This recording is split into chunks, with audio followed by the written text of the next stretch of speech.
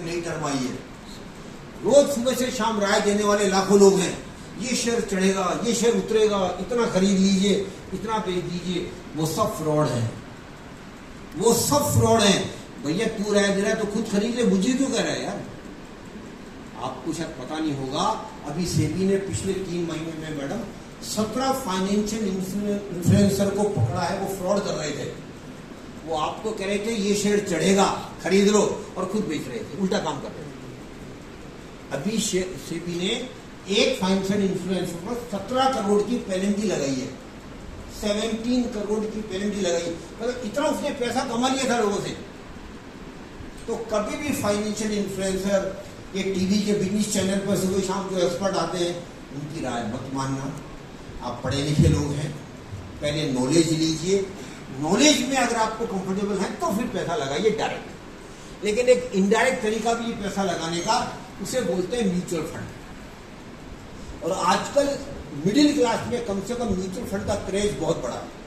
और मुझे बड़ा ताज्जुब हुआ, मैम आपके ग्रेटर नोएडा में मैं 3 महीने पहले आया था, मुझे बड़ा आश्चर्य हुआ, ऑनेस्टली मैं वेरी सरप्राइज। एक बड़े मैनेजमेंट इंस्टीट्यूट में मैं आया था 3 महीने पहले, 298 स्टूडेंट थे एमबीए के, फर्स्ट ईयर सेकेंड ईयर दोनों की बात है। जब मैंने पूछा कितने लोगों ने म्यूचुअल फंड में इन्वेस्टमेंट करना चालू कर दिया है, out of 298, 260 students have already started in mutual fund. 268 लोगों ने ऑलरेडी म्यूचुअल फंड में स्टार्ट कर दिया। स्टूडेंट है, वो अपनी पॉकेट मनी से इन्वेस्ट कर रहे हैं, बहुत ज्यादा पैसा नहीं है। म्यूचुअल फंड की ब्यूटी है कि केवल 500 रुपए से आप स्टार्ट कर सकते हैं, केवल 500 रुपए से आप स्टार्ट कर सकते हैं। आगे की कोई लिमिट नहीं, 500 करोड़ भी आप चाहे लगाइए। तो पहली बात, म्यूचुअल फंड इनडायरेक्ट तरीका है इन्वेस्टमेंट करने का। मतलब आप पैसा कहां लगा रहे हैं, आप डायरेक्ट पैसा नहीं लगा रहे हैं, अपना पैसा किसी को दे रहे हैं, वो एक्सपर्ट हैं, और उनको टेक्निकल भाषा में फंड मैनेजर कहा जाता है। अब नेचुरली आप कहेंगे मेरा पैसा मैं क्यों दूं? पहला कारण, मुझे नॉलेज नहीं है मार्केट की, वो मार्केट के एक्सपर्ट है, लेकिन वो मार्केट के भगवान नहीं है, एक्सपर्ट है बस। वो भी गलती कर सकते हैं, क्योंकि मार्केट में कोई भगवान हो ही नहीं सकता। दूसरा कारण है, मेरे पास टाइम नहीं है, मेरे पास फुल टाइम जॉब है, फिर फैमिली की जिम्मेदारियां हैं, और इन्वेस्टमेंट को संभालना बहुत बड़ा काम है, छोटा काम नहीं है। You have to be engrossed in the investment all the time, हमेशा आपको ध्यान रखना पड़ता है। तो मेरे पास समय नहीं है, उनके पास समय 24 घंटे आपका ही काम कर रहे हैं, पैसा ले रहे हैं, फ्री नहीं कर रहे हैं। और तीसरा कारण, मेरे पास इन्वेस्टमेंट का कोई एक्सपीरियंस नहीं है कि उनके पास 20-25 साल का इन्वेस्टमेंट का एक्सपीरियंस। इन 3 कारणों से मैं उन्हें पैसा दे रहा हूं। और म्यूचुअल फंड के बारे में दो 3 विशेष बातें आपको ध्यान रखनी चाहिए। म्यूचुअल फंड ही एक ऐसा प्रोडक्ट है, पहली बात तो म्यूचुअल फंड, कितने लोग कहते हैं इन्वेस्टमेंट? हाथ उठाइए, हाथ उठाइए, कितने लोग कहते हैं म्यूचुअल फंड इन्वेस्टमेंट है? बोलिए ईमानदारी से, भाई कितने लोग कहते हैं इन्वेस्टमेंट है? नहीं, आप गलत है। म्यूचुअल फंड इन्वेस्टमेंट नहीं है, इन्वेस्टमेंट का रास्ता है, it's a channel for investment.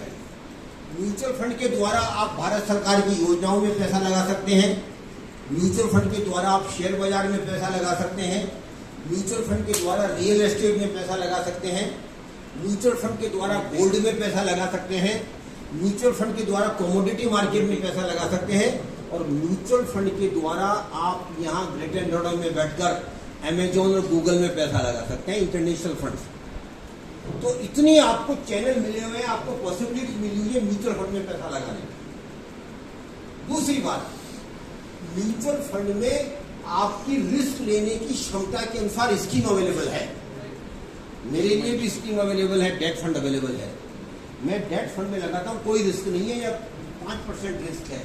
लेकिन प्रदीप जी के लिए हार्डकोर इक्विटी फंड अवेलेबल है, जहाँ बहुत बड़ी रिस्क है लेकिन बहुत ज्यादा रिवॉर्ड है। ज्यादातर इक्विटी फंड ने पिछले साल 25 से 38% का रिटर्न दिया है, लेकिन ये कह रहा हूँ अपवाद है। आजकल लोग बड़े पागल हो रहे हैं, शेयर मार्केट में पैसा चढ़ रहा है, मार्केट कभी भी गिर सकता है, और मैं कहता हूं गिरना ही चाहिए। ये मार्केट का बेसिक कैरेक्टर है, मार्केट कभी भी यूं नहीं जा सकता, मार्केट यूं जाएगा, ऊपर नीचे, लेकिन लंबे समय में ऊपर जाएगा। और आपको शायद पता नहीं होगा, पीएससी सेंसेक्स 1970 में स्टार्ट हुआ था पहली बार, केवल 100 पर, 100 पॉइंट पर। और मैम आज 85 क्रॉस कर चुका है, आज तो मुझे पता नहीं कल 85 क्रॉस कर चुका है। कितना?